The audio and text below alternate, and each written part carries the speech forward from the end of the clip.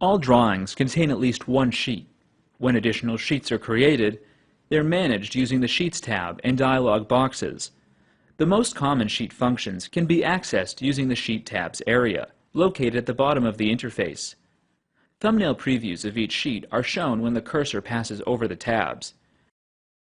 You can easily navigate through or switch between sheets by clicking on different tabs.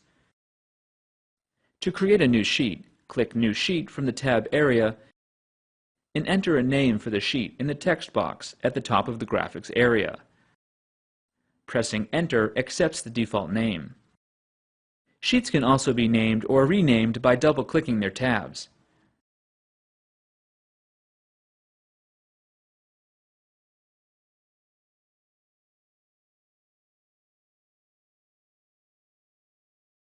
To copy an existing sheet, right-click on the sheet to be copied and then select Move or Copy.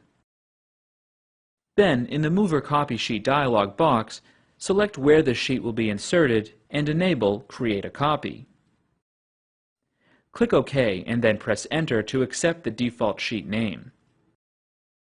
The order of sheets can be easily changed simply by dragging their tabs to new positions.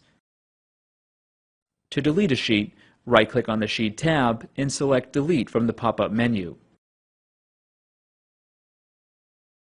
Many times there are different formats applied to different sheets in a drawing. To change the format used on a sheet, click Sheet Setup from the document group. You can then select the format that will be used on the current sheet.